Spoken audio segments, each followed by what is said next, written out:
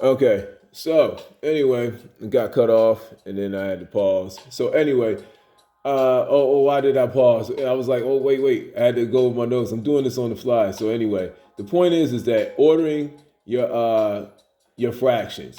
All right, from greatest to least in this case. So right here is from greatest to least. That's what I wrote down here. And so right here, as you can see, you have nine, you have the 9/24, 12/24, and 16/24. Correct? Now, from here, you say, what's the greatest? The greatest one is 16/24, as you can see, 16 compared to all the rest of them. So you put 16, that's 2 to the thirds first. The next one would be the half in the middle, and the 3/8 would be the least. All right? And the same first, if the teacher asks or the problem asks from least to greatest, you do the same thing. Find a common multiple, right? Convert all the fractions to the common family, and then and order them according to what the teacher or the problem says. That's it. All right.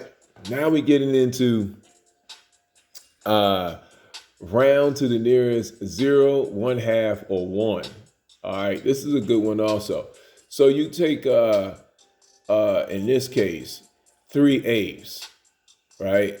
Now let me try to move this up a little closer. Maybe you might be able to see this. Let's see. See, we're doing this kind of on the fly. And I understand some of y'all like, yo, this guy's unprofessional. What's the deal here? But this is in life, everything is not going to be perfect. And so one of the things you can do though, since you like perfection, is ask that perfect question. you know? And so anyway, right here is saying round to the nearest zero, one half, or one. And we're dealing with 3/8. So the teacher had us make this like line here, right?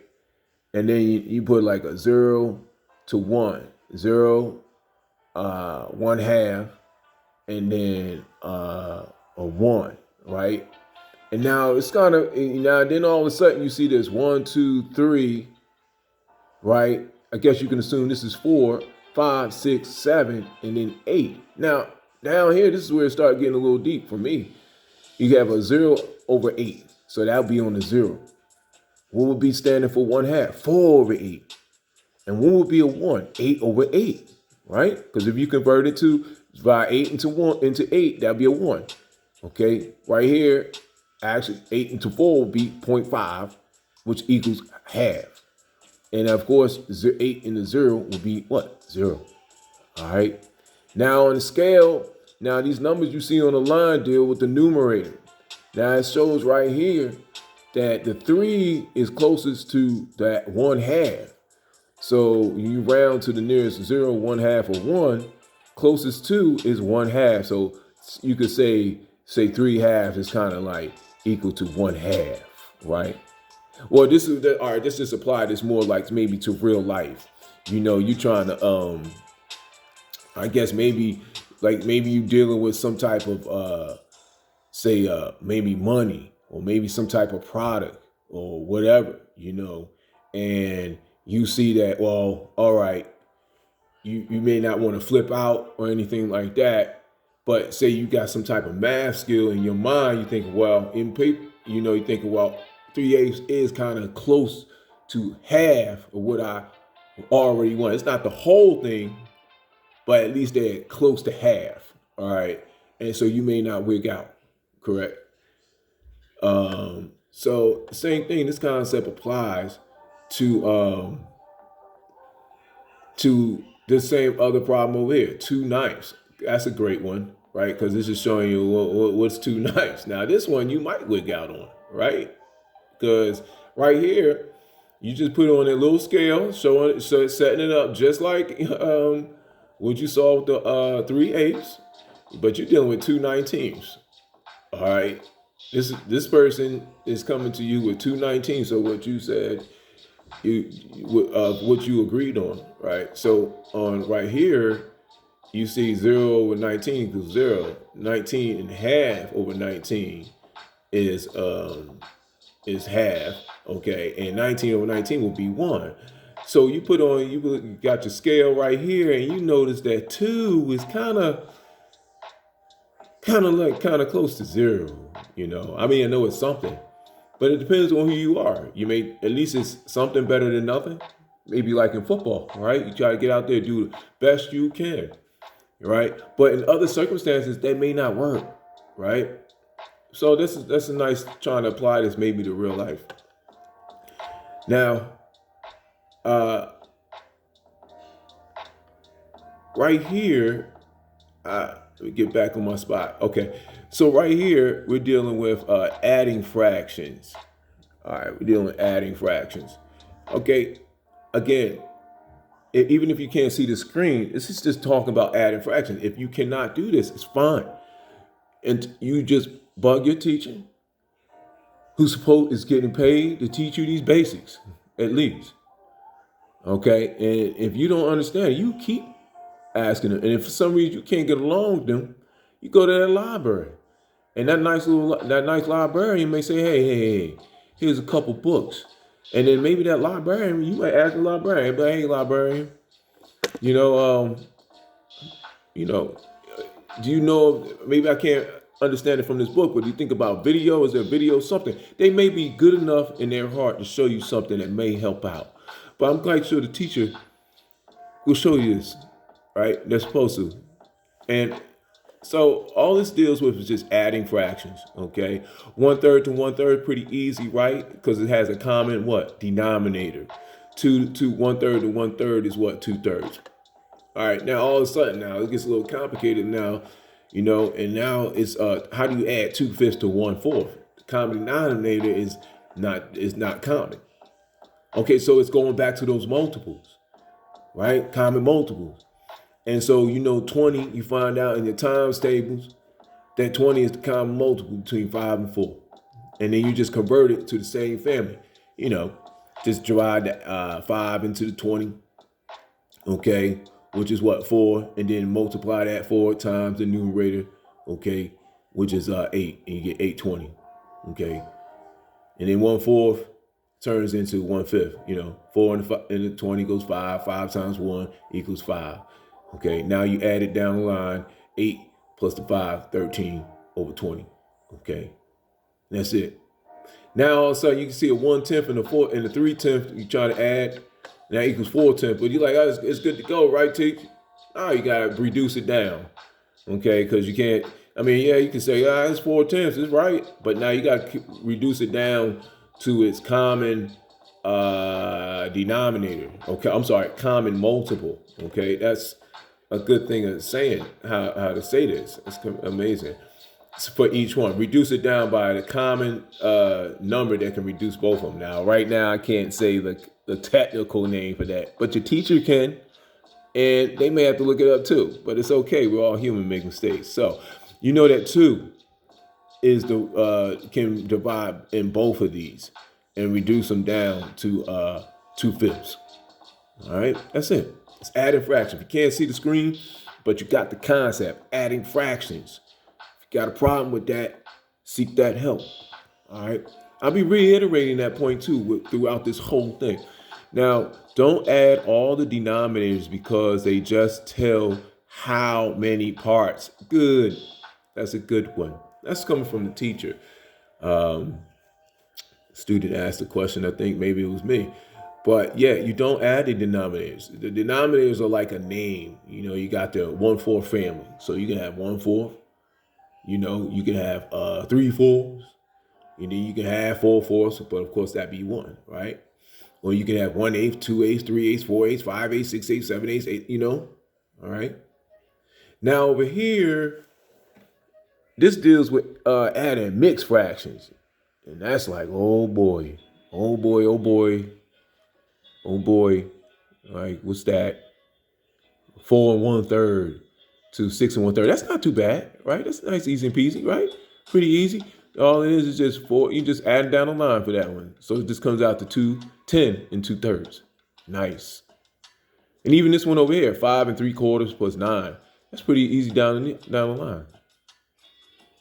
Oh, but all of a sudden it turns into 7 3/8 plus 8 2/3. So you're like, I don't know about that one. All right. So With that one, it's just applying the fundamentals that you already learned. Okay. And even though this looks kind of jumbled up, it's a step-by-step process. So the first thing I did was the first thing you do is just first you just attack. That's the better way to say it. Attack these fractions first. Okay. But before you even do that, you want to do how I did it was put the 7 and 8 right there. You see, I just put the 7 and 8. I wrote that first. I guess it's just like writing a sentence, right? But the other part of the sentence is dealing with these fractions, right? And so I then put a line and then find a common multiple, which would be in this case between 8 and 3 is 24. And then I turn them into the same family. What? How you do that? I turn drive the 8 into the common denominator, 24, which is 3 times 3 times 3 with 9. So you got 7, 9, 24s. That's the equivalent of 7 3/8. All right, so then do the same thing to the bottom. Divide the 3 into the 8. The 3 into the 24, you get 8. 8 times 2 is 16. So 8 and 16 24ths equals 8 and 2/3. So all right. Let's get down to business with this. So you add it down the line once you do that. And you get what? 20.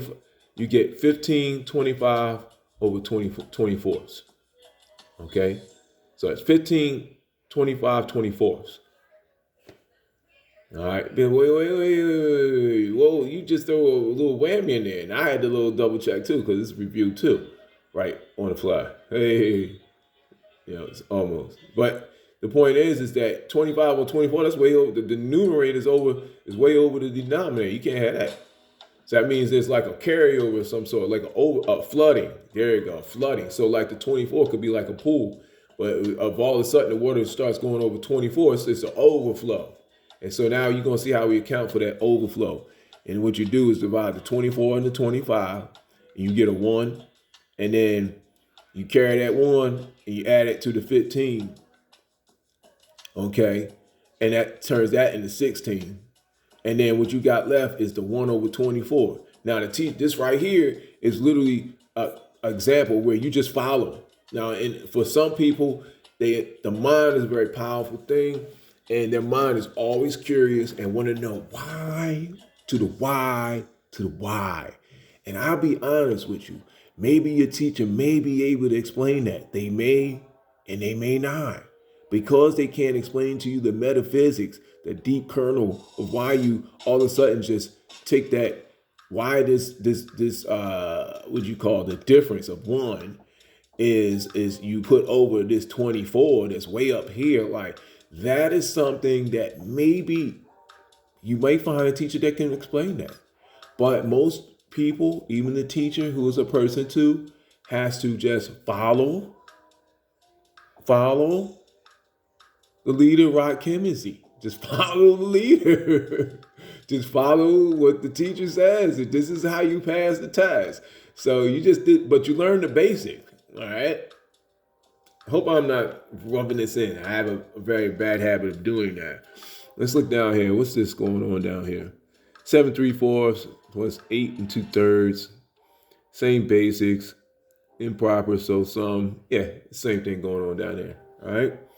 Again, question, ask teacher, or ask a teacher that you know you can trust. All right. Oh, what is this? 6 equals 12 over 2. How many parts? Okay. So all this is just, it's like, do you do this in real life? You may. All right. So this is dealing with 6 equals 12 over 2. Right. And all of a sudden we had, let's see if you can see this.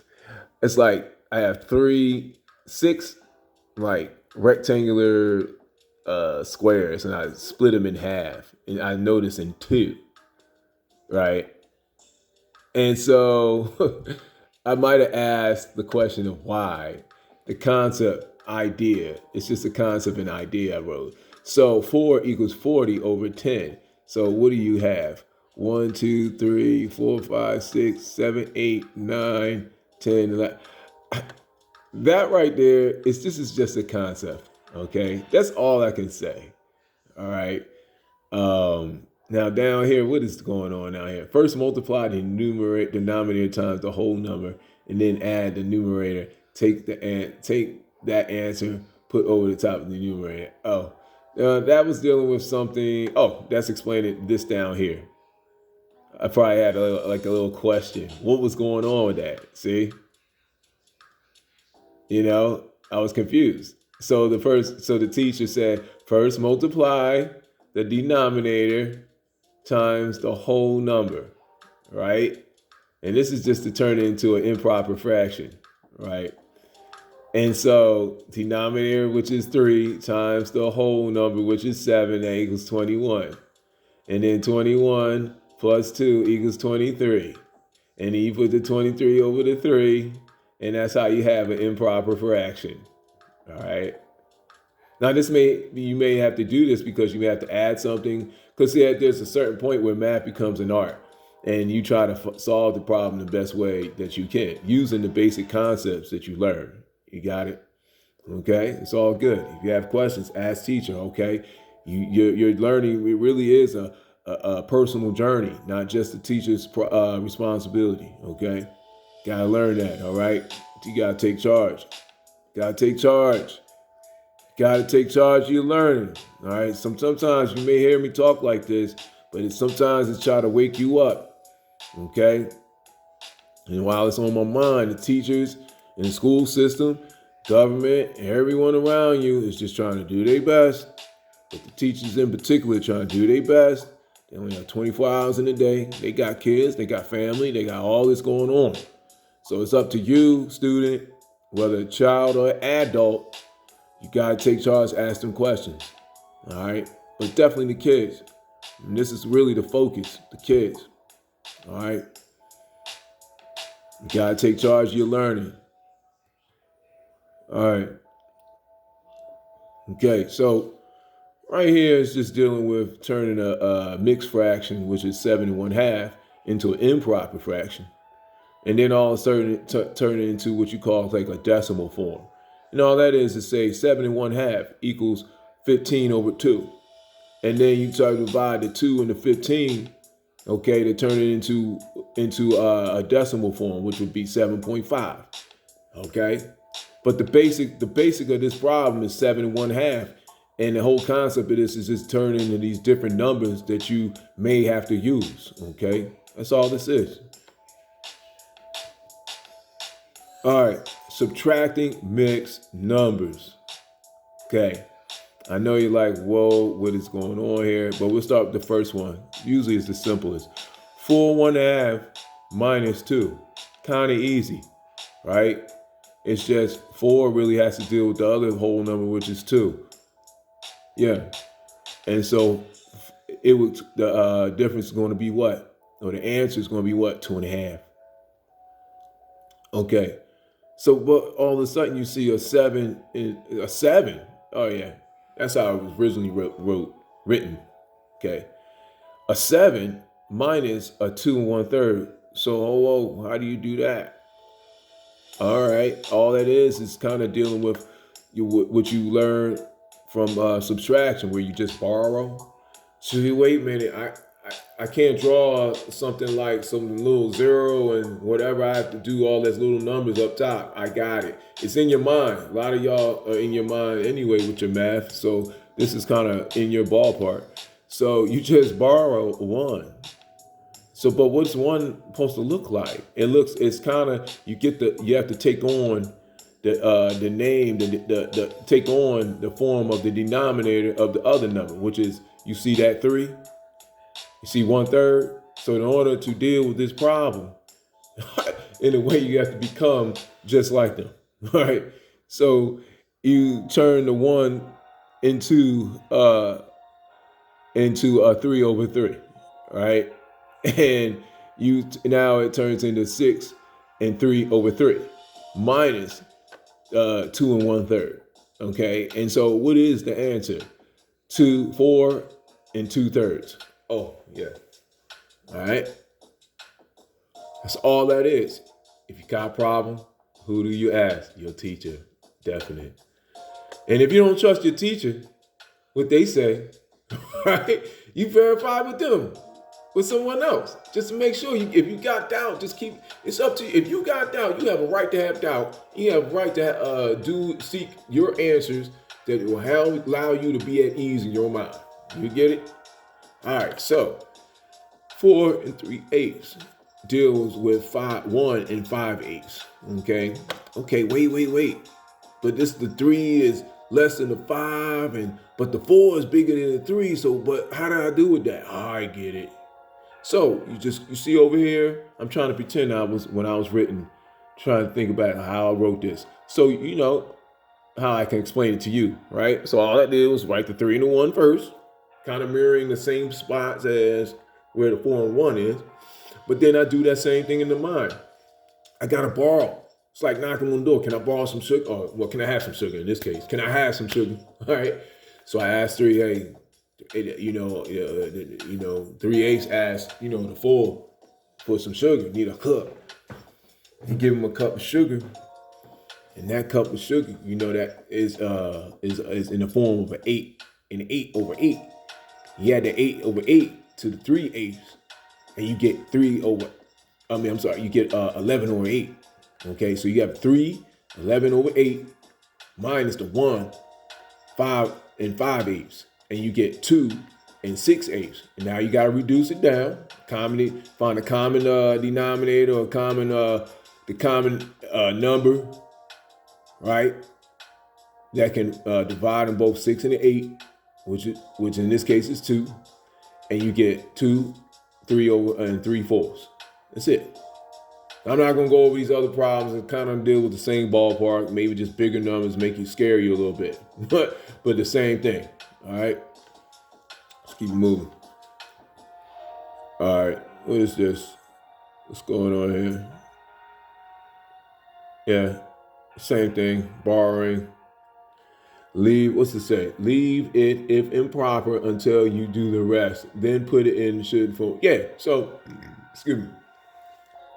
If you're doing with a fraction and it turns into an improper fraction, right? You leave it improper until you're done with all the other steps, and then reduce it down, okay, to the proper form.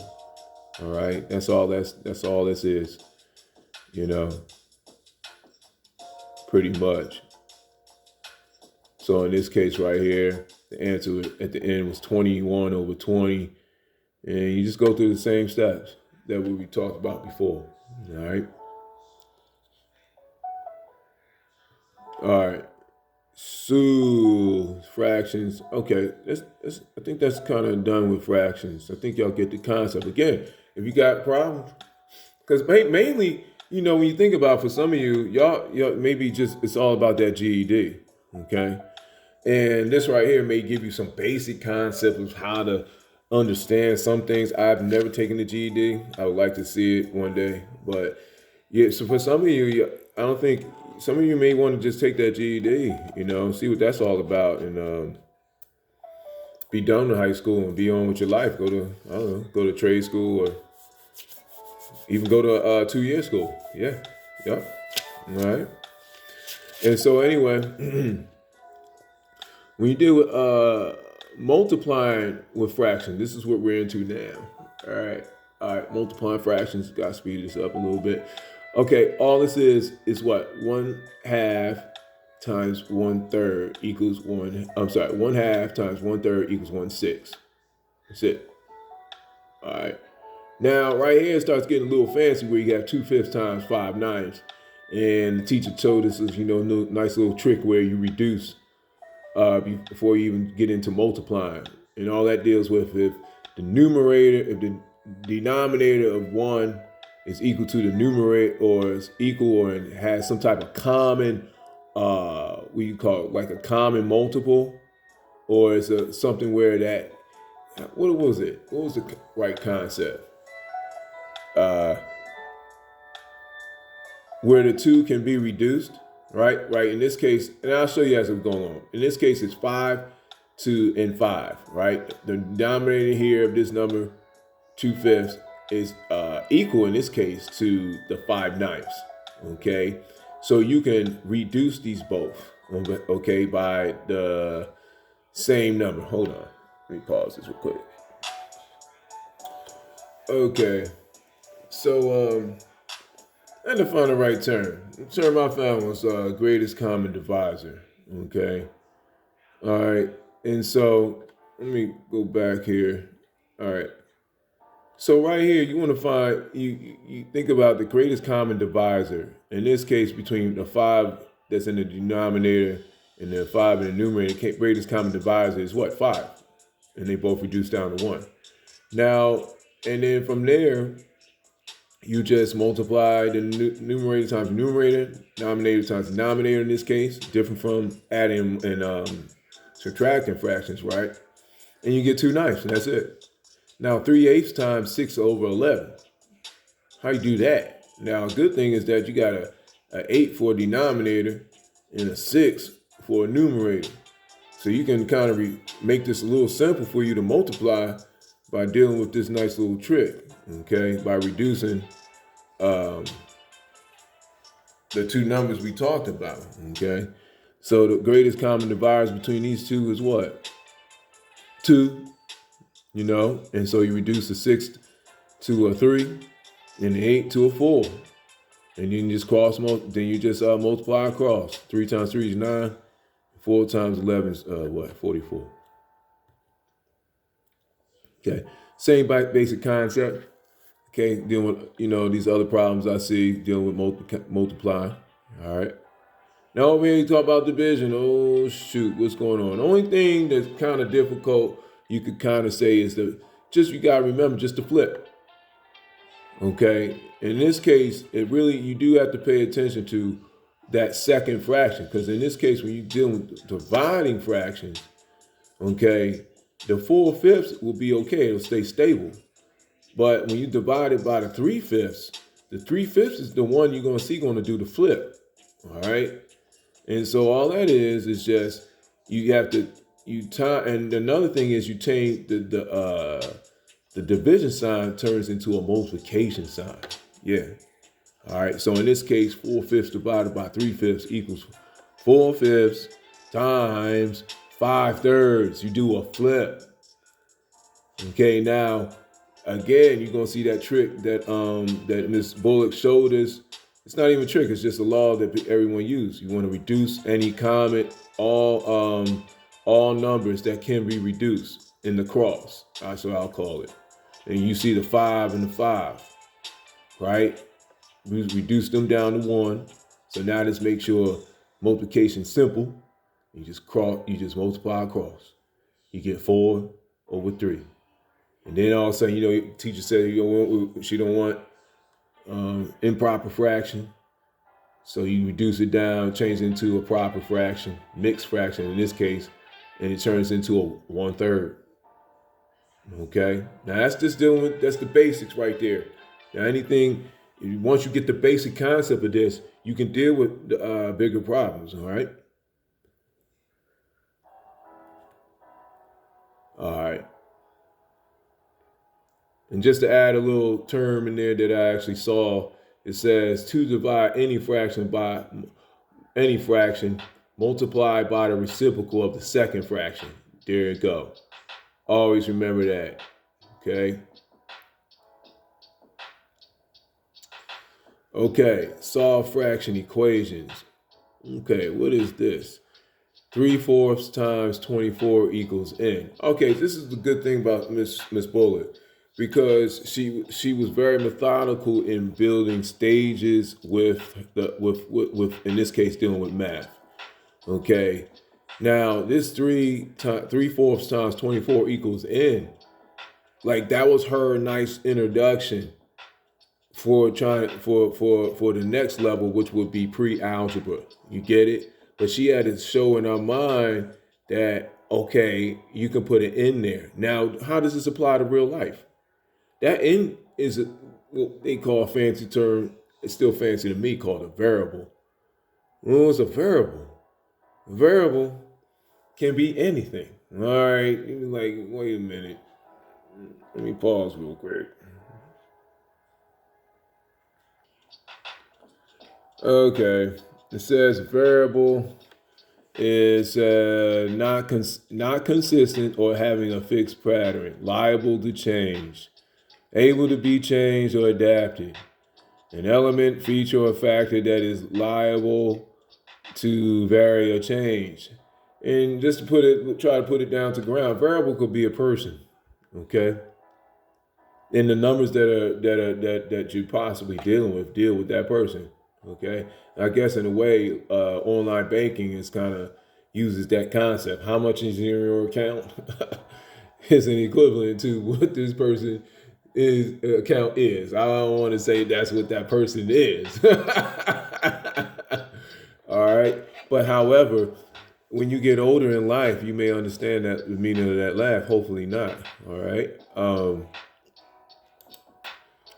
So anyway, going back to this whole thing of this letter here. This is just her introduction to the basic concept of algebra, of algebra. Okay. And from algebra it sets you up to learn, or it's the foundation of calculus. Okay. Okay. And for some of those who are going to be future engineers or mathematicians or social scientists, or depending on what type of leader you are, you may actually use this. Maybe I don't know. All right. So let's get down to business here. All right. It's just 3/4 times 24 equals n. How do you do that? Well, you put, as I see, I wrote 3/4 over, you got 3/4 times 24 over 1. Now you notice that I reduced it. The 4 and the 24 are common, right? So I reduce them by the greatest common divisor, which would be what? 4 in this case. So 4 actually turns into a 1. And the 24 turned into a 6. So in a way, it's like times in 3 times a 6 will be 18. Okay, so 3/4 of 24 is 18.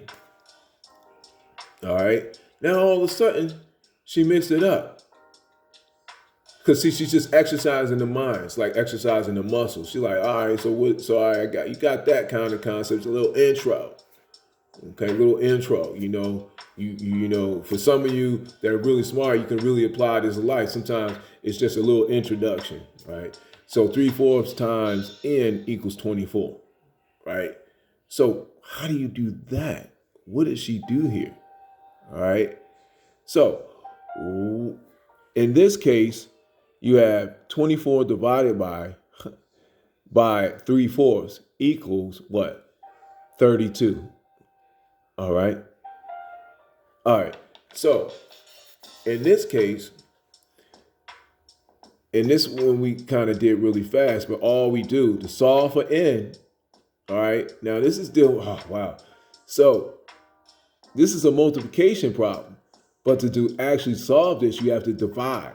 In this case, you take the 3/4 and divide it into 24. Okay, and that's how you get 32. All right. So this is where we both are now at a stopping point, a crossroads in your mind. You're like, wait a minute, we didn't go over any basics of this. Got it. This is where you definitely go to that teacher and say, teacher, I know we possibly didn't go over this, okay, at all yet, but can you explain this to me? What's going on here? And what else? What else does this deal with? Yeah. So in a way, you may have that little step ahead. All right. So anyway, to check, how do you check this? 3/4 times what? 32 equals 24, and you see it equals 24. That's how you verify.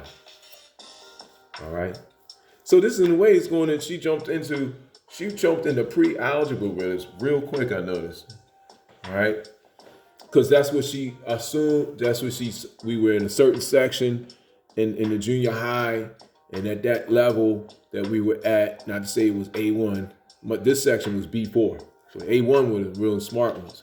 B4 was like a second above. Okay.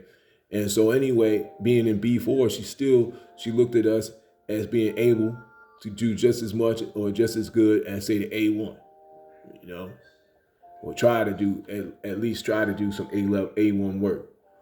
So she had that confidence in us. She showed that love for us, or even if it didn't have to be lovey-dovey, she just showed us.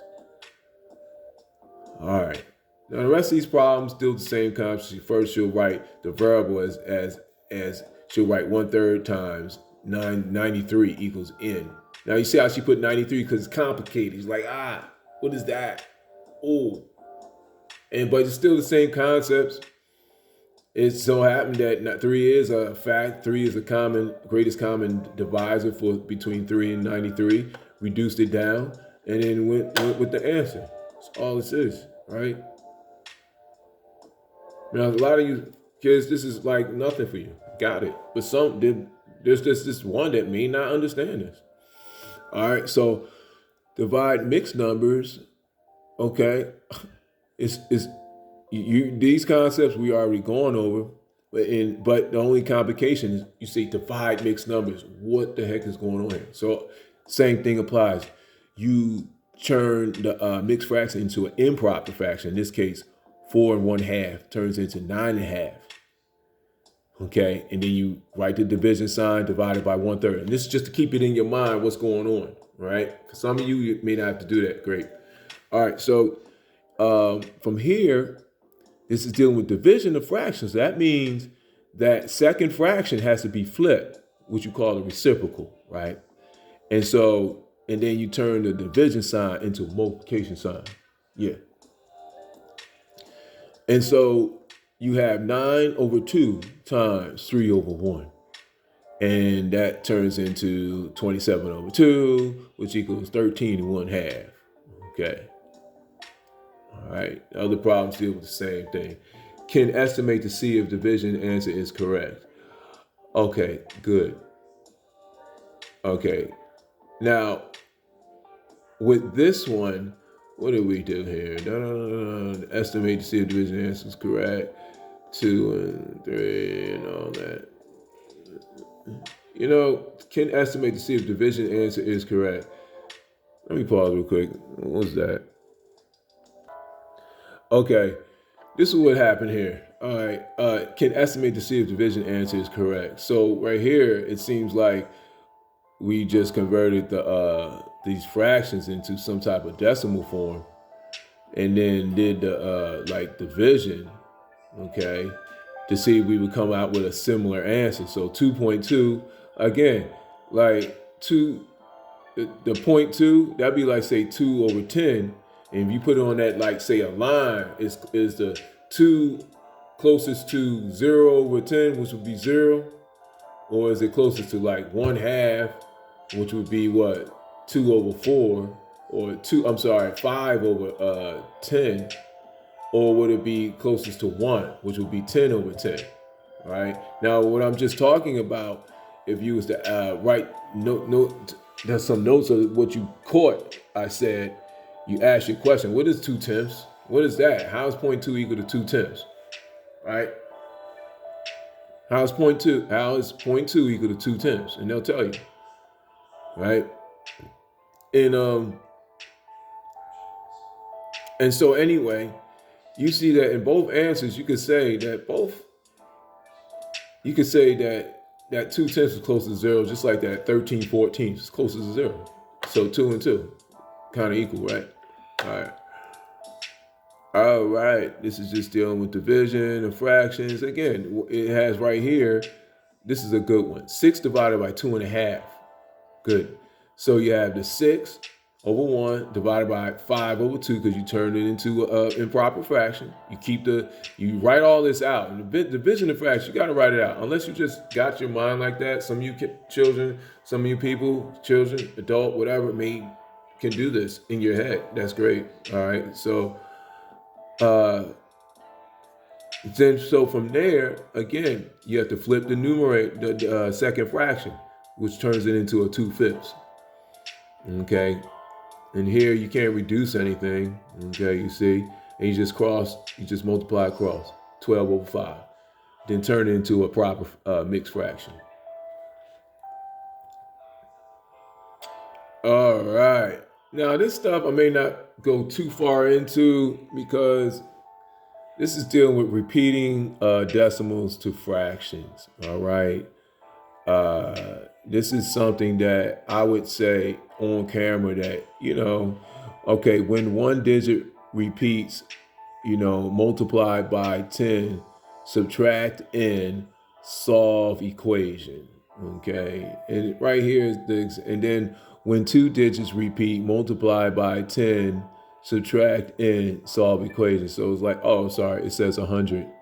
So multiply by 100, okay, for 2 digits. This is dealing with numbers behind the decimal point. So in this case, 0.4. Let n equal 0.4. Multiply the n time 10 times point times 10 times the n equals 4.4. And then you subtract n. So in this case equals 4.4 minus 0.4. Okay. Some reason it just stops right there. Now, in this case, this is going into some concepts that you just follow the leader on this. All right. Let me pause real quick. Okay, good. With this one, this is really going into really asking your teacher. So all this is, and even with this, I'll be honest with you. I just wrote it down, did what the teacher said, and that was it. Right? Some of you teach students do the same thing, right? So I just wrote it down. Do I understand how you can apply this in real life? No, I don't. But ask your teacher, and then ask them. Maybe they might know how can you apply this in real life or whatever. So all this was that. And mind you, I made a mistake. I didn't write down the full part of this one equation, okay, to understand why it turned into n 9n equals 4. All right. So anyway, it turns into you get the 9n because the 10n minus is n equals 9n. Okay, that's going into a little bit of pre-algebra there. And so you get 9n equals 4. And then to solve for n, you have to divide what? 9 into each side. And you get n equals 4/9. Period. Now, on this, again, ask your teacher about this. I think you can kind of see this in your screen. I don't know. But if you can actually see it, write it down. Ask your teacher, what is this? All right. All right. And we're going to move forward on this one. All right. Good. Okay, now we're going to get into area. Great, okay? Everyone loves getting into shapes and sizes and stuff, right? Area, square, rectangle, parallelogram. That's a nice long word, right? Area is the space inside the plane figures. Quadrilateral, 4 sides, so a square, rectangle, okay, or quadrilaterals, right? All right, let me tell. All right, so all hail Steve Urkel. All right, so all right. So how do you do this? Okay, for a square, it's kind of easy, right? As you can see, square area equals side squared to the square. Okay, that's an exponent. Ask your teacher what that is. What's an exponent, teach? Hey. And so all that is in this case is 9 millimeters, right? Oh, shoot. 9 times 9 is 81. Yep. All right. All right. So now you all of a sudden get the rectangle. Now it's really applying the basic concept. It's all it is just multiplying length times width. All right. In this case, you got 2 times the width, 19, and you get what? 36. Whoa. I think that's a typo, right? Yeah, that's my first time. I guess I was rushing. So what would that be? See, that would be 38. All right, 38. Yeah. All right, so mistakes happen in life. 38. All right, get it. All right, rhombus. What's going on with this?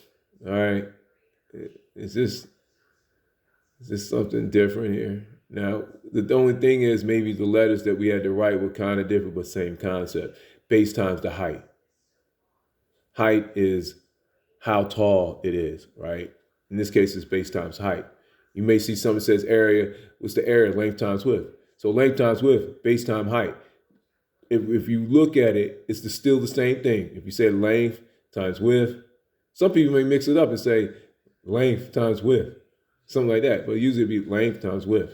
Either way, it's just two numbers that deal with two sides that you multiply to get the area. Okay. Now, things may change as you see when we go a little bit forward. So in this case, base times height, then with the rhombus, a little slant, is 10.4 times what? 8 times 8.6. And you get 89.44 meters squared. So for area, you have to write it like that, meters squared. All right. For those who are trying to double into the deepness of this, okay, all I can say, keep asking questions. Okay, ask questions so you feel comfortable. Others, if you just understand how to execute, just roll with it. All right. Now, area. Deal with triangles and trapezoids. A little bit different. May seem complicated, but it's not. The formula for area for triangles and trapezoids is 1/2 times base times height. That's it. And really, this just deals with just memorizing the basic concept, the formula. Now we get into formula now, right? All right, so for some of you, like, what is a formula? What is that? Okay, so as I look up in my, try to look up formula, definition. Okay. Let's see math. Let's see if what is a formula in math? It says a formula is a fact or rule written with mathematical symbols. All right. All right. It's just a way. It's a good way of saying it. I think, especially this generation we're talking about, pretty knows what I'm talking about. They all know. I know you know. All right. I know you know. If you don't know, just look it up. All right. It's fine. All right. Let's get it. All right. We're dealing with triangle. Area equals 1/2 base times height. You see in this triangle, you have a base of 10 and a height of 8. Plug the numbers in. Just plug the numbers in, like your games or whatever. Plug it in the cheat sheet or whatever. And, don't forget about the half. You're dealing with triangle. You multiply everything. You get 8. You get 1/2 times 80, and you get 40 centimeters squared. All right. Now we deal. All right, now we're dealing with the trapezoid. Oh, wait. What's going on here? So in this formula, you see 1/2 base 1 plus base 2 times the height. Okay. And so what the teacher had us do was add the bases together. Okay. And then we go from there, just multiply everything out, and you get a final answer of 60.75 meters squared. All right. Now, this is dealing with some type of word problem. Well, that's not what I'm trying to get into. I want you to get, my basic point is for you to get the basic concept so you can solve a word problem. But the basic thing of this, what she did have us do was just break everything down in chunks. So what we were found with is that we had a area that we had a floor area. You could say a ballroom, and had these certain dimensions, and we had to compute the area. All right. So the easiest way was we had to compute different areas of different parts, and then there was a part where we had to subtract like a certain area. Why? Because that area was not part of the ballroom. It was like, say you walk into a club. Before you walk into the club, there's like maybe a foyer area or just an opening area, right? What do they call that thing? What they call the name for it? Like a rooftop area, marquee. Yeah, it'd be like a marquee area. The marquee is part of the ball of the club, but it's not the dance floor, right? It's not, the party spot inside. So you have to still try to count. So you have to count for that area and subtract that area that's outside to get the real area that's of the dance floor area. I know you got it. I know you got it. You know, but this was a great example of what she showed us. Oh, sad. All right. What is this? Area of a circle. Again, it's all this is just memorizing the formula. That's it. And later on in life, you may forget it, but the thing is, you'll always, when you go back to it, you'll remember, right? You may remember, you know, or it'll be, you know, you'll brushing up, freshen up, or brush up if you have to.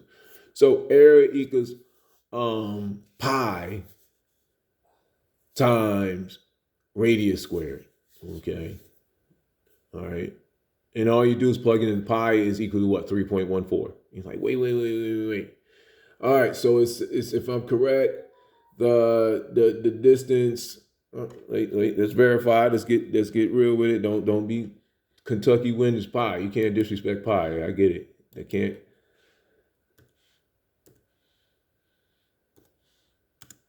Math definition.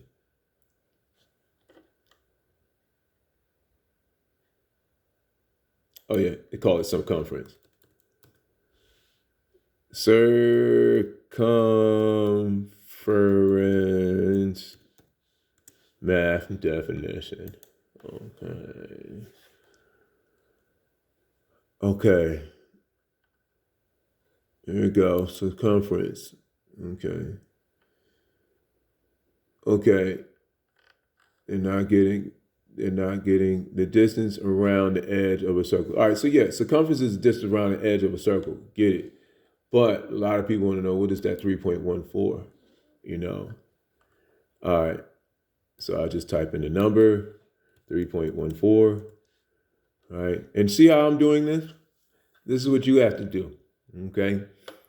All right. And so right here, it says, Wikipedia, the number pi spelled out, okay, is a ratio of a circle's circumference to its diameter. Good. Okay, so the circumference, which is the distance around the circle, is around 3 times greater than the distance within the circle. Right? Now, for diameter and circumference,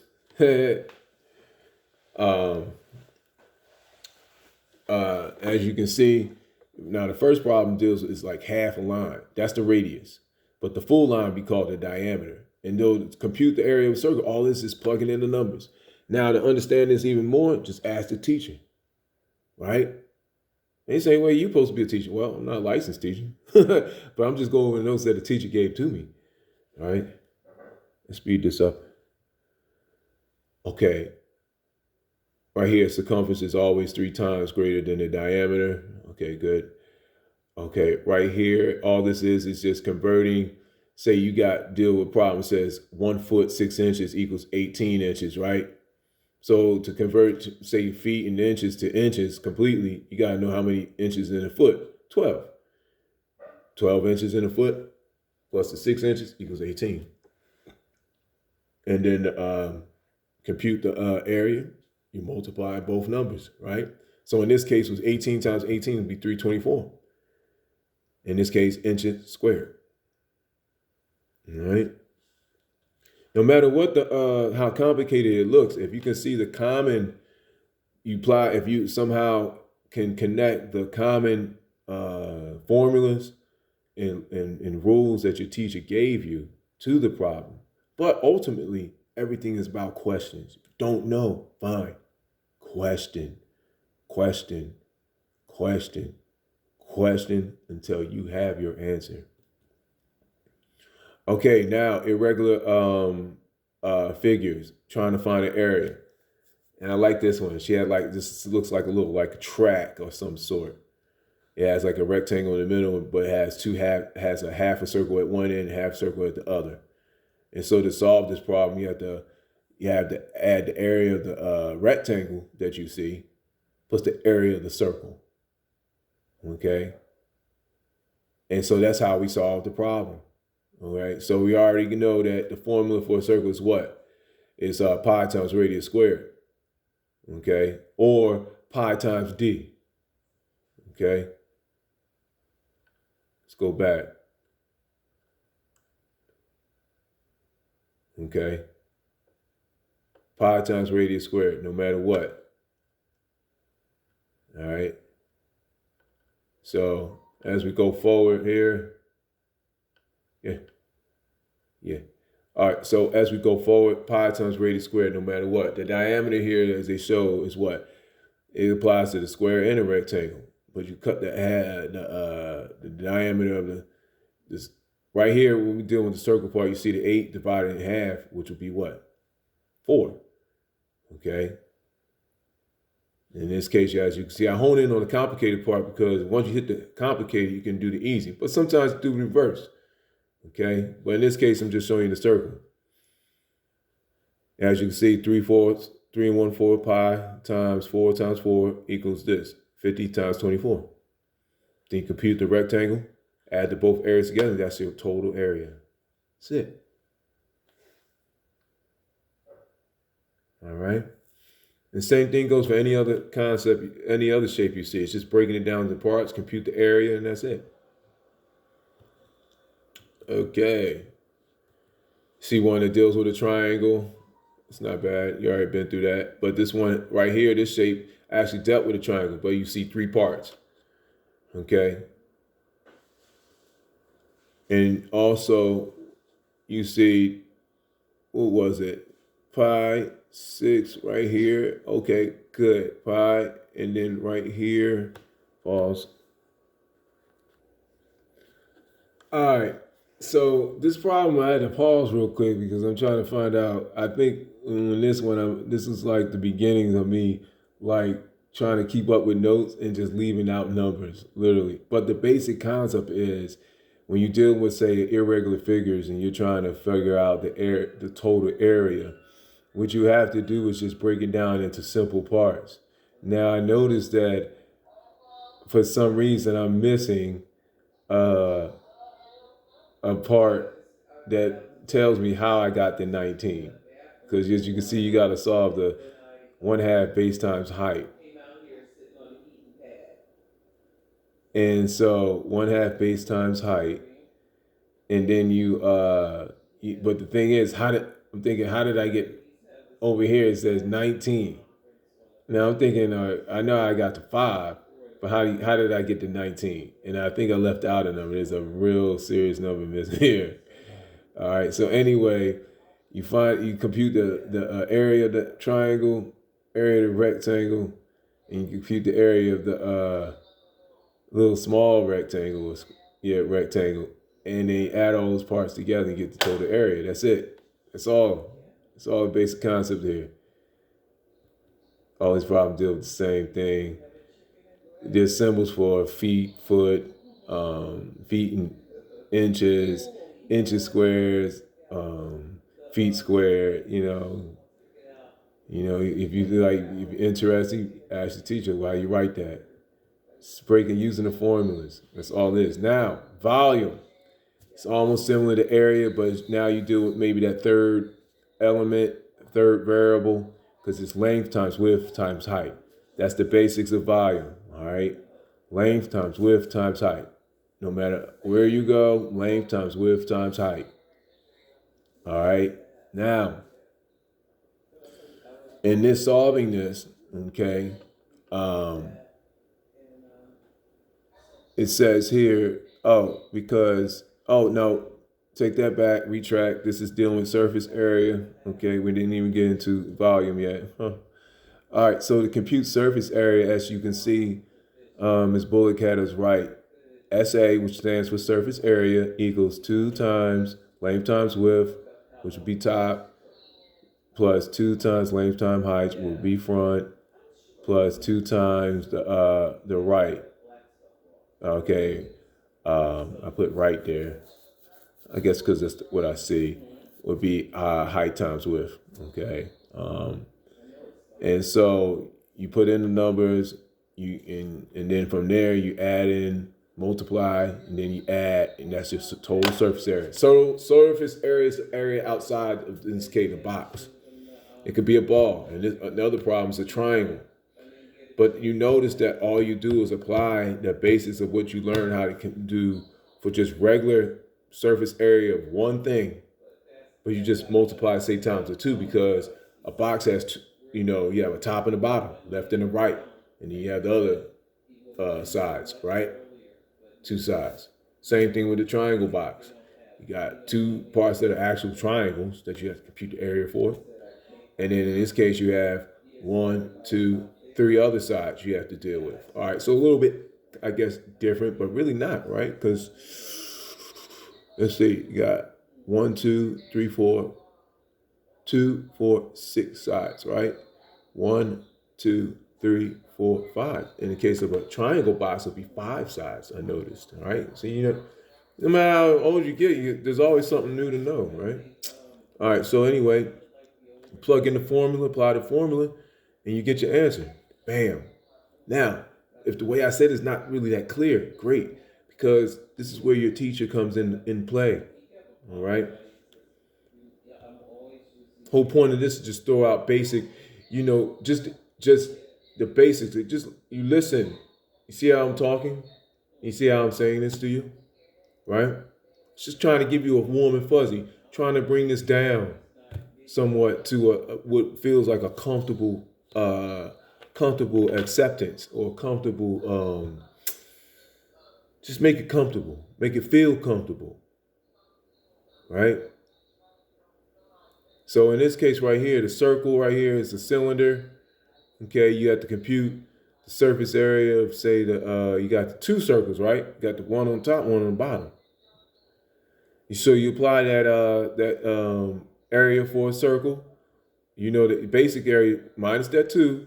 The basic, if you're just doing one circle, would be what? Pi times radius squared, right? But you're dealing with 2 circles. That's why you put the 2 in there to multiply. You multiply 2 because you got 2 circles. You have to, compute for it. And now all of a sudden,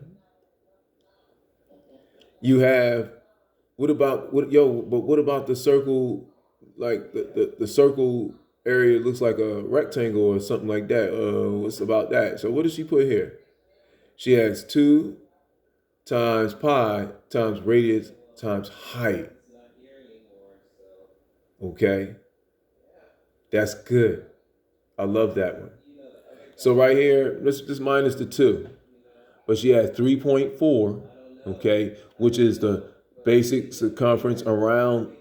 This is dealing with this part right here. That looks like this is the body part, right? Literally, it's like the body part, right? And then you have the height of 10, okay?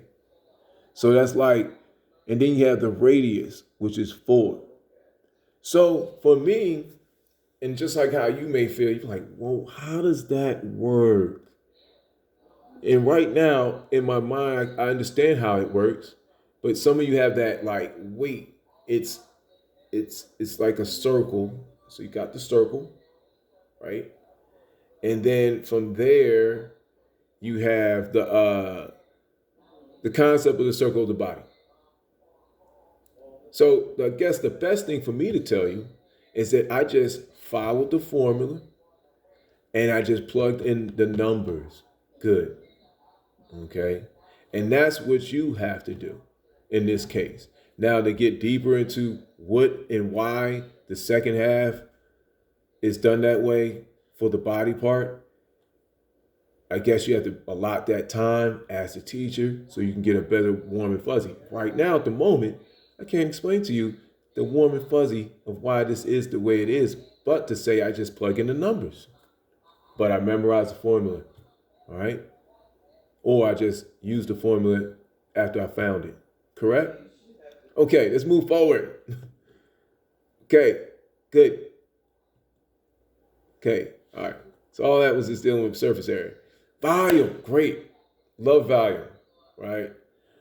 Base times length times width times height. Okay, 3 numbers across the board. Cube is easy because all the numbers are the same. So the teacher, Ms. Bullock, she had us write the fancy straight to it, right? It's the sides cubed, right? In this case, 4 times 3. 4 times 4 times 4. I'm sorry. Wait. It's 4 times 4 times 4. Not 4 times 3. 4 times 4 times 4, which would be 64, period. Okay, in this case would be 64 centimeters cubed. Now, a rectangle box. So volume deals with space inside. What is the total amount of water you can put in this cube? Maybe a total amount of, dice you can put in this cube, or whatever element you want to put in this cube, right? And so you have 4 times 2 times 10, 80 meters cubed. Volume of irregular figures. All it is going back to how we try to do area for irregular figures, okay? And all that is it's breaking it up into parts. In this case, was a simple step kind of figure, kind of, or this could be like a building, right? But in this case, it's meters. Then we do some type of project, box, whatever. You turn it into one big rectangular cube, and then you have your like 2 rectangular cubes. That's all this is. Multiply the volume for both, and then you just add. Okay, what about a triangle type of cube or cylinder cube?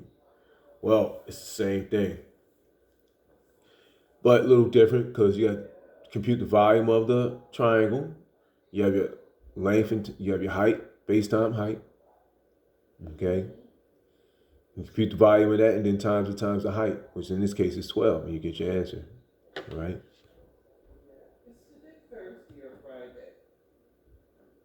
So with volume, you see the basic thing is base times height.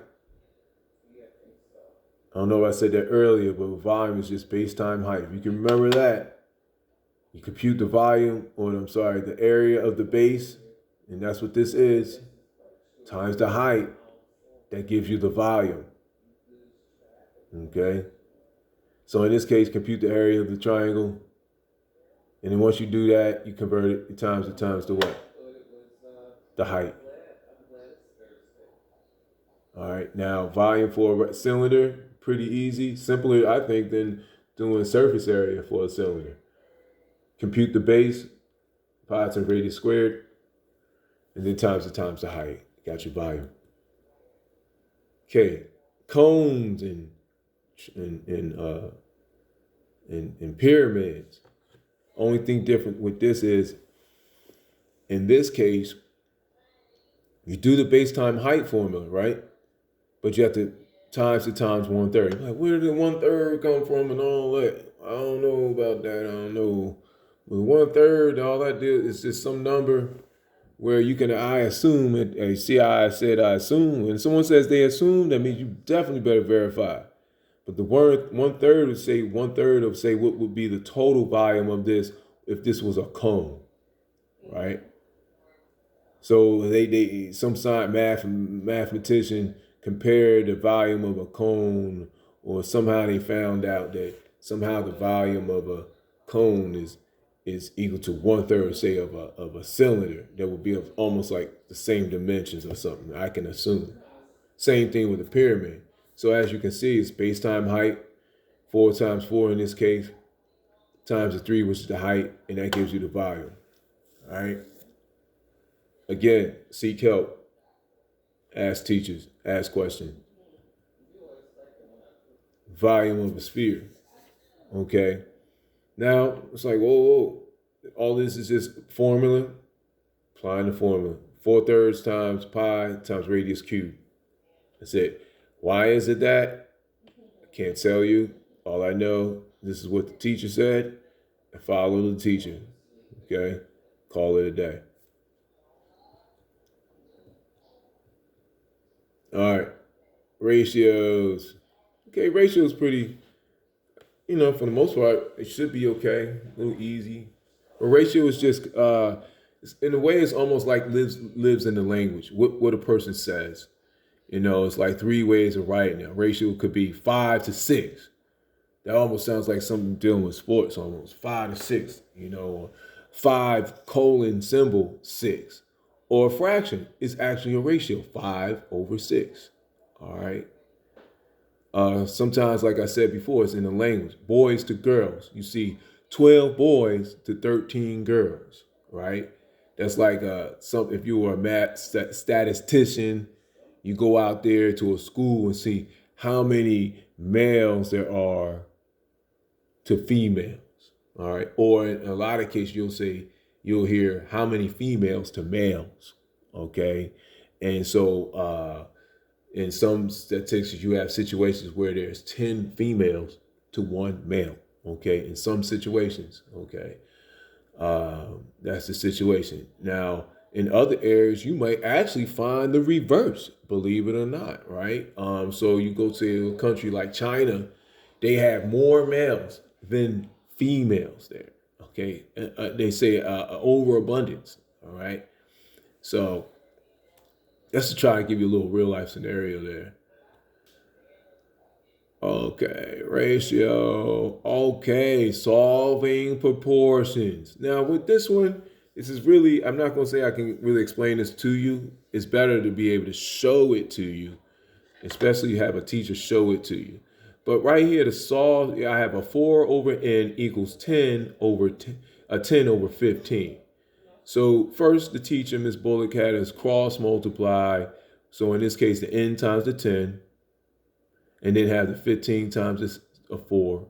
And so we wrote 10n equals 60. And to solve for n, what do you have to do? Divide the 10 on both sides. And in this case, you see n equals 6. Now, that's all I'll do, and I'll just deal with that problem. So the basic thing I need you to ask your teacher is, how do you solve proportions? What is cross multiplying? All right, what is that? There we go. More proportion stuff. Okay, convert percentage. Okay. All right, for some of you, you're already familiar with this. You already have an intuitive sense. You can see it in your mind, so this is really nothing to you. All right, so 25 equals 25 over 100, which equals 1/4. Okay, that's how they get that, with these certain figures. 20 equals 20 over 100. Okay, it equals 1/5. All right. What else? 300 over 100 equals 3. So you could say if the product costs $1, but you just sold it for 3, right? You sold it for 3 times of what it's supposed to be, of what it would cost to make it. So you can say that's what 3 could stand for. Or 10%. What is that? How do you convert that to a fraction? What does that look like? 1 over 10, 1/10. All right. Okay. Decimal, rid of decimal, reduce. Okay. All this is she, Miss Bullock is 2.5 over 100 times 10 to convert it into a 25 over 1,000, which equals 1/40. So this is an easy way of converting, reducing turning a fraction into turning a decimal number into a fraction, right? That's what's going on here. Excuse me. All right. All right. Okay. What's easy? Fraction part. 2.5% equals what? 2.5 over 100. 2.5 times 100 equals 5 over 2 times 1 over 100, which equals 1/40. All right. So it's just a different way of playing with numbers, and so one deals with 2.5 decimal and turning it into a fraction, and then one deals with turning a fraction into a decimal. Or turning a mix. In this case, a mixed fraction percent into a fraction. There you go. Get it correct here. All right. So this is dealing with percentages that are dealing with that are in decimal form and turn into a fraction, and then others dealing with a percentage in the fraction form, like 2 and 1/2%, and turning that into a fraction. All right.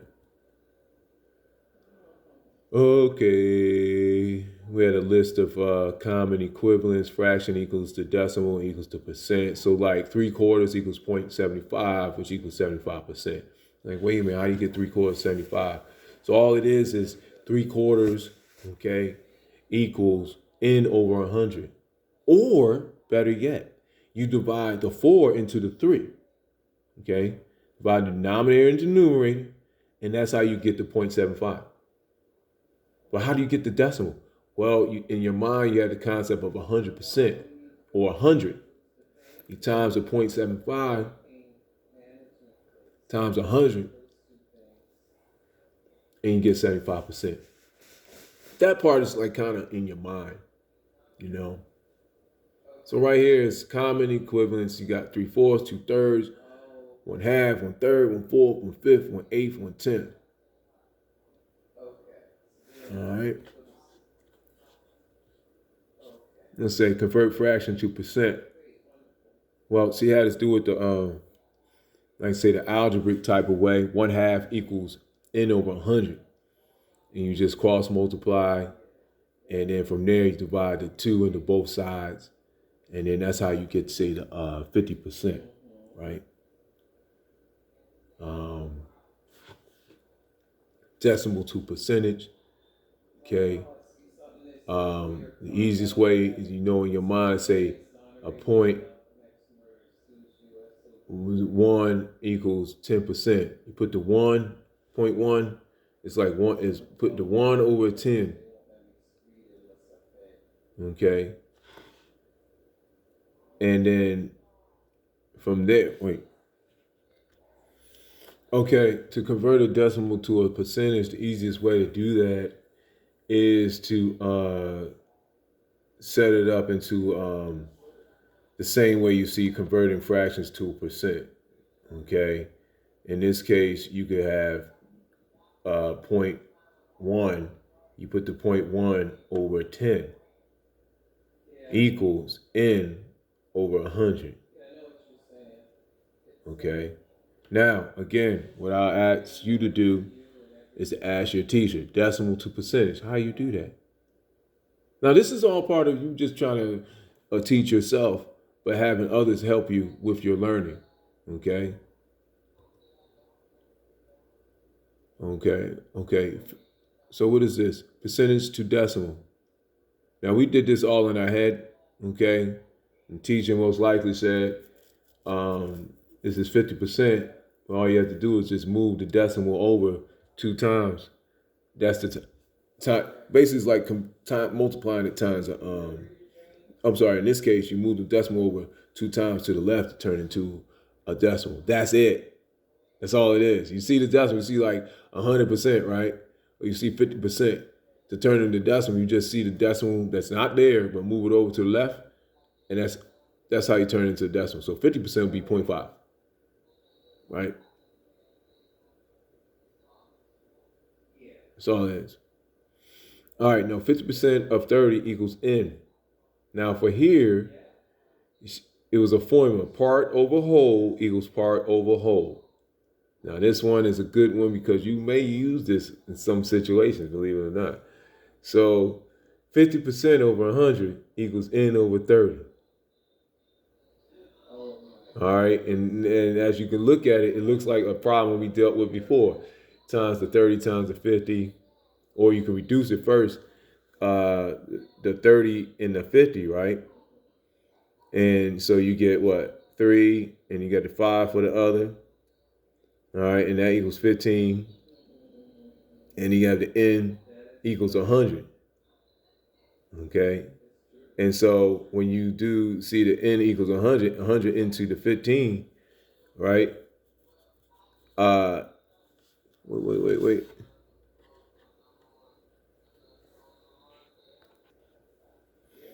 Okay. One thing I got to show you with this, I had to pause real quick to make sure. So with the 50% over 100 equals n over 30, okay, you can't, to my knowledge, reduce, say, the 30 and the 50. You got to leave them alone. You multiply them two, and you get what? 1,500, all right? And then you'll have n, 100 times n equals 1,500. And so then when you divide the 1,500 by what? The 100, you will get 15. 15 is half of what? 30. All right, that's all that deals with. All right, finding the number when the percent is known.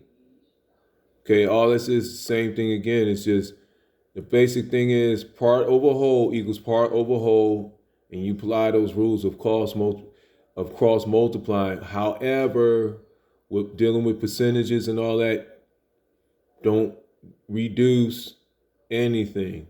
Okay, just I would say just completely just cross multiply. Okay, and then do the division part, and then you can save the reducing part for the final answer. All right, there you go. Okay, finding percent of 8 equals 6. N percent over 8 equals 6. So again, it's just setting up the form part over whole, part over whole. Okay. So in this case, N percentage of 8 equals 6. So 6 is going to be a numerator and 8 be the denominator. And you're trying to find a percentage. So in this case, Ms. Bullock had it right. N over 100 equals 6 over 8. Now, in this case, you see that these two can be reduced, right? But this is dealing with the same fraction, not cross multiplying. But I know I might have confused you right there. But the point is that this is part of your mathematical journey. Any questions that you may have, you got to seek the teacher about the concept. Okay, so this is basically like throwing you out there into the wilderness a little bit and allow you to explore and see what you find. All right, kind of thing. So in this case, you have 4n equals what? 300. And n winds up being 75%. Now, some of these exercises I see that you may not actually use, but they're all part of just expanding your mind to some degree, I guess, to deal with some problems that require you to do this, okay, at some type of level. What situation? I can't really tell you. You may use parts of these different equations. You may actually do. You can use a round figure to get an answer or close answer. Okay. There's no estimation. Percent of increase round to the nearest tenth. Okay. So difference original. Excuse me. All right. Okay, what is this? Original 25, sales 20, percentage of decrease. Okay. Okay, what is this? Okay, with this one, it's more of like find a percentage of decrease. And so in this problem, right, the original was 25, the sale price is 20. You want to find a percentage decrease. So it's like some of this you did in your mind. You see that the percentage, it's a $5 reduction. So you put the 5 over the original price, $5 reduction over the original price, which is 25. And then you see you can turn it into a fraction. And so you turn it into a decimal, then from a fraction, turn it into a decimal. That comes out to 0.2, right? And then you multiply the 0.2 times 100, and that gives you your percentage of decrease. All right? If I didn't explain it right, teacher. All right. Let's try to speed this up. Try. What is this? Okay. Had to pause a little bit because after a while, especially with the format I'm explaining this with, it may seem a little complicated because it doesn't seem user friendly. I got it. The one thing I want you to look at is that part that says P over W equals P over W. That's like the real basic formula setup that you always want to remember. Now, this was something you may actually use in life in some type of way, especially if you're maybe a cook. You might use it, possibly, developing some more formula, maybe, or some mathematician. of some sort, somewhere where you deal with math in some type of way, this may be something you use. Part over whole equals part over whole. All right. In this case, we're dealing with percentage. Okay, so a basic number you'll always see dealing with percentages is 100. That's like almost a constant. All the other three numbers are going to change. So in this case, I think you do see it where it says 50%. The original problem was 50% of 30 equals n. So this is like a basic problem you may actually deal with where you want to compute graph, you want to show this somehow, to someone, or you just in your own mind, you put the 50% over the 100, okay, because that's the base number for dealing with percentages, 100, equals this unknown variable that's in the numerator, which is the part, over, in this case, the whole, which is the 30, right? All right. And so with that whole thing I just described to you, if you have a question about that, ask your teacher. So what do you mean? What's part? What's whole? What is this 50? What is 100? Are we trying to solve for n? How's the 30 the whole? I thought it was 100 was the whole. However, the 30 could be 30. You may own 30 cars. And you're trying to sell half of them cars for whatever reason. Right? Because you don't want to deal with them all anymore or whatever. And so you're trying to think, well, your son or your daughter may ask, so what is 50% of 30, Paul or Mom? And they be like, and you just say off the top of your head, 50% of 30 was half. It's gonna say 15. But the kid's gonna be like, well, how did you get that? Oh shoot. So that's where, if you don't use this formula in anything in real life, the home front, I think, really does count. And that child may have to be shown this just to get the basic idea. So then after a while, you never know. They may just compute it all of a sudden in their head too, right? So you set it up like this, 50% over 100 equals n over 30. But the whole time, the basic concept is part over whole, part over whole. And you may play with them with this. This is almost like another form of quality time, I guess. All right, or something. Or you may just, whoever. You may use this with whoever. All right. And so it's part over whole equals part over whole. That's the most important thing to remember. Now we're getting ready to go into an area that I cannot attempt to try to describe to you, all right? And I will not do that, okay? However, when it comes to interest equals principal times rate times time, that is a important concept. As I clear my throat, I can only say for a lot of you, and this is just it only applies to those who really know what I'm talking about, that they know about, I guess let's be playing money. That's a real difficult subject there, real complicated. And so when you think about money, you think about interest, principal, rate, and time. This is an important thing. I think this is going to be a lifelong journey for you. Okay. I would definitely for people that are in their elementary to junior high, it starts now. You got to learn about money now. Okay.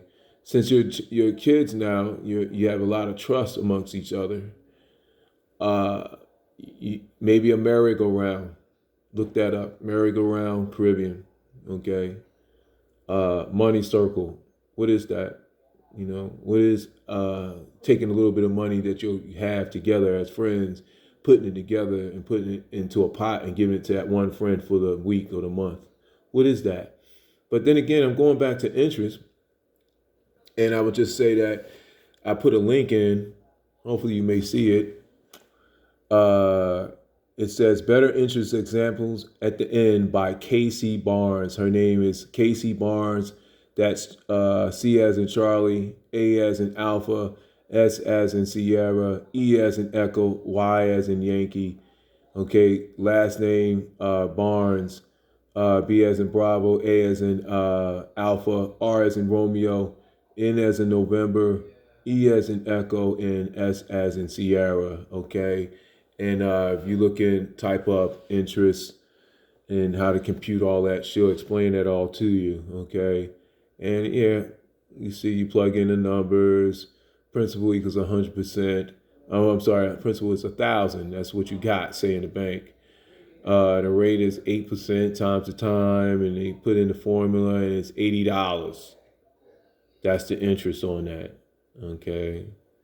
But like again, she has the video Simple and Compound Interest by Casey Barnes. Okay, you see how I did that? I knew that I couldn't explain this correctly. And so I sought the help to actually deal with that. You get it? And that's what you need to do. Yeah. All right. All right. All right. All right. All right. So right here, this is please excuse my dear Aunt Sally. Again, saw the nice little clip. You know, this deals with multiplication between two how can I put it? Oh, this deals with this is pre-algebra. Okay, please excuse my dear Aunt Sally. So this deals with what's the binomials? I think they call them binomials. You know how you see in the fraction. Uh, what is it? Hold up. Okay. I had to, pause and go over why did I put this slide in? But when you solve a equation, a math equation, you'll see, say, parentheses. You see an equation in the parentheses, then you may see exponents, then you also may see the multiplication and division, and then addition. So this is the order of how you get the answer. So you do the problems in the parentheses first, and then if you see any exponents, you deal with the exponent thing, ask question about that. Then you deal with multiplication part, and then you deal with the addition part. All of this you ask your teacher to get the warm and fuzzy. Okay. And again, we go back to Miss Casey Barnes dealing with simple and compound interest. Okay. Now, basically, what's the whole point? I stopped on this slide. The whole point of this whole thing is just to share some basic notes for the battlefield. Okay. You know, the battlefield, many of them, but the battlefield of learning is always continual. Okay. And of course, this video is not what you call a nip tuck, nice little video like Miss Casey Barnes did. But my basic point is to get you to see these are basic concepts that possibly could maybe help you pass that GED in some type. It might have it's a little bit of something to throw a little bit of something to you, a little bit of line, a little bit of whatever. You know what I mean? Little couple pennies in your pot to help you get to that next meal. All right. I'm just throwing in like 2 pennies. All right. That's all I can do, and I just want you to just know and keep in your mind, your learning is you got to take charge of your learning. I'm 6 and I'm 8, or I'm 10, I'm 14, 13, I'm still in high school or junior high. I ain't got to take responsibility for nothing. I just got to go through the motions, call it a day. All right. Okay. You can do it because, just like your video games, believe it, in some type of way, it's kind of like real life in some type of way. It's a game, baby. So you have your peers right now, those who are, matter of fact, good example is sports. Right now, you have people, young people who are training to be number one at age 2 and 1. You get that? Somehow, some way, they're able to start training at that level. And so every day they are training.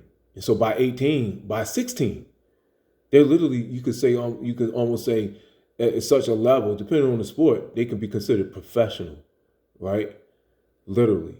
Okay. Where everyone else was just going through the motions of, I'm just going to join a little Pee Wee League round like 8, have no idea about how to play sport, but they'll get in it and may excel, like a lot of them do, right? But what about the ones that already been practicing beyond 8, before 8? So that's the same thing going with your learning in school. You waiting right now to learn this algebra a little bit until high school, when you could all of a sudden prepare yourself for the advanced class that may allow you to get out of school early. But it's on you. I don't mean to be, I don't want to be like seem negative towards you, but I'm just trying to come from concern and from mistakes I've made. Okay, that's my only point. All right. So I wish you luck in your learning journey, and I hope everything works out for you.